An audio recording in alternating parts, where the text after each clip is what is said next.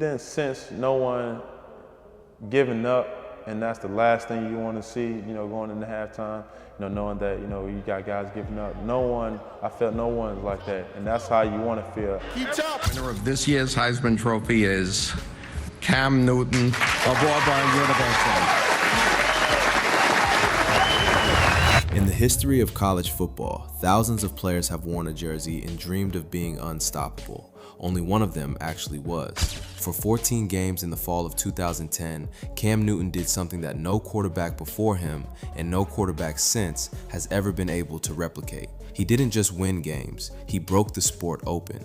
But to understand how strange, how improbable, how almost accidental that season really was, you have to rewind the tape all the way back to Georgia, years before anyone knew his name.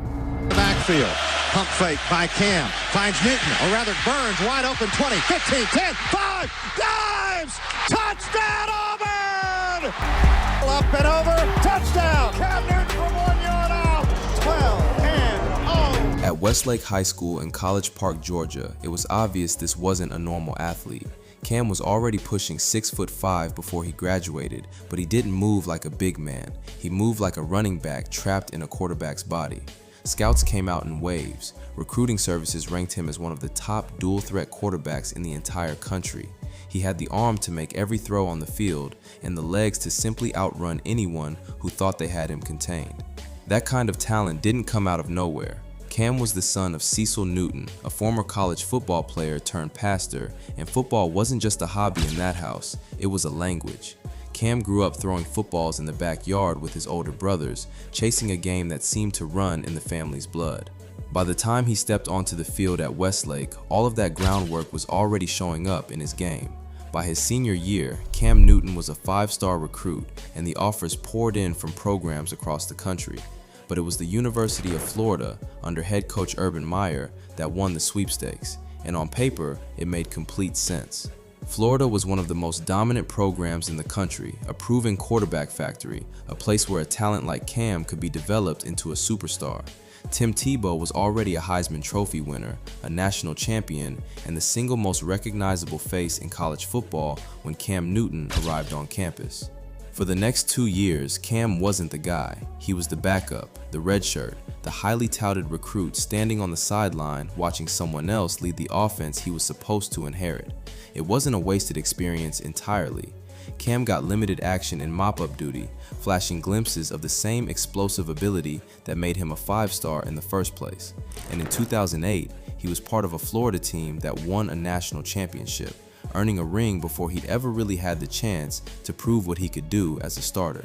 But patience only goes so far. I want to show people and tell people, hey, I had hiccups in my life. That don't define who I really am.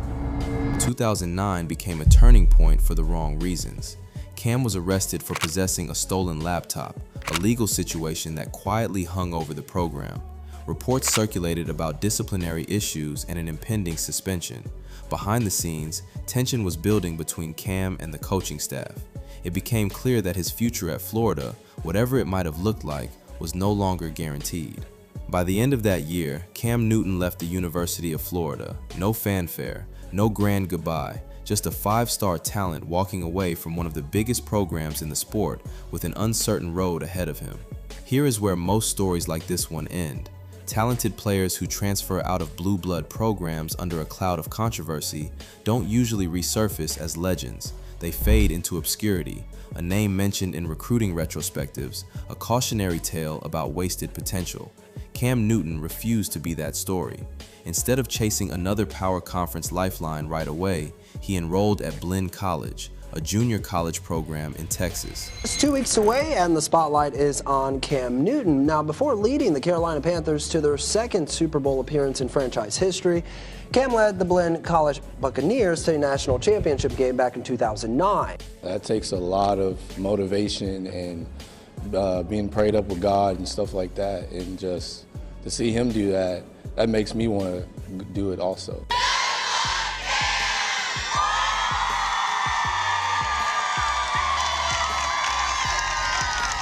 For a 5-star talent who had tasted the spotlight at Florida, junior college football was about as far from glamorous as it gets. Smaller crowds, smaller budgets, a brutal grind with almost no national attention.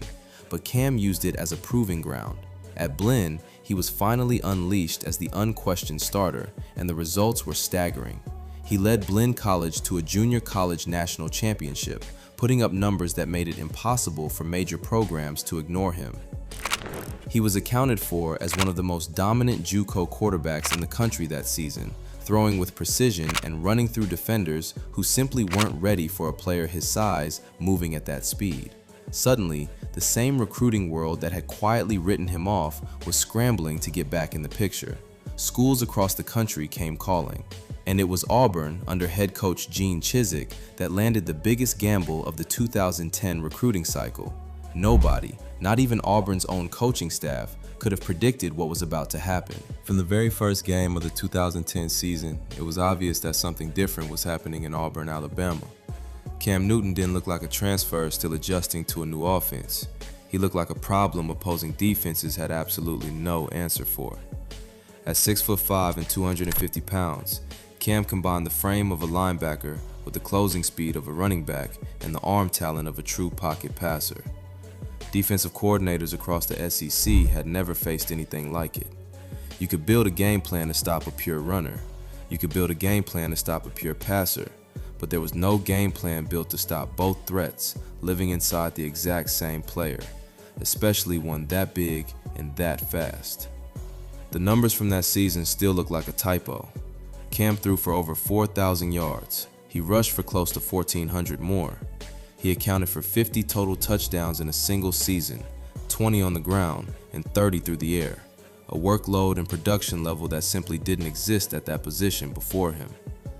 Auburn started rolling through opponents, and it wasn't just wins, it was statement after statement.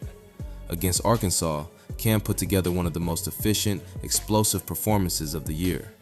Against LSU, in a hostile road environment, he delivered in the fourth quarter when the game hung in the balance.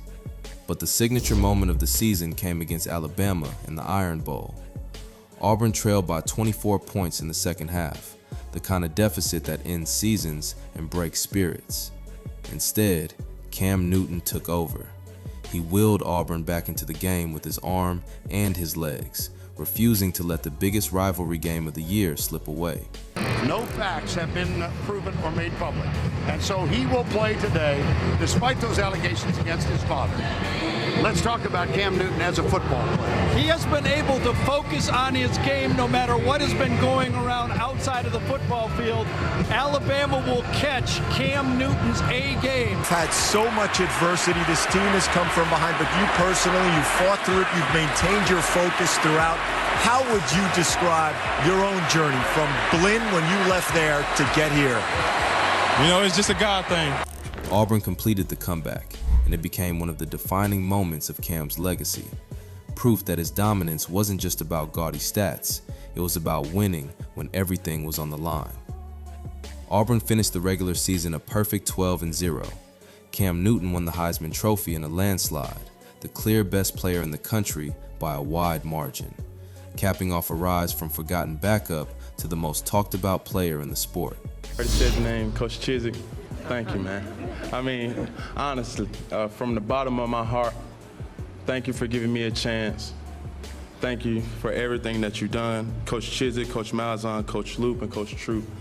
Thank you to the Auburn family. Thank you for all the support that you've given me during these trying times. Auburn's perfect season set up a matchup against the Oregon Ducks in the national championship game, an Oregon team that had steamrolled the entire country with a blistering, high-tempo offense that nobody else could match. It was billed as an unstoppable force against an immovable object. The game was close, tense, and physical, exactly the kind of environment where a lesser player might have wilted under the pressure of a championship stage. Cam Newton didn't wilt. He led Auburn to a win over Oregon, closing out a perfect 14-0 season with a national championship trophy in hand. Think about that trajectory for a second. A player who was buried on the bench at Florida, a player who left under a cloud of controversy, a player who had to rebuild his entire reputation at a junior college most fans had never heard of. That same player, in one single season at Auburn, won a Heisman Trophy and a national championship, while putting up the most statistically dominant season a quarterback has ever produced in the history of college football. In the years since 2010, college football has seen no shortage of elite dual-threat quarterbacks. Some have won Heismans, some have broken individual records, but not one of them has replicated the exact combination that made Cam Newton's 2010 season an anomaly.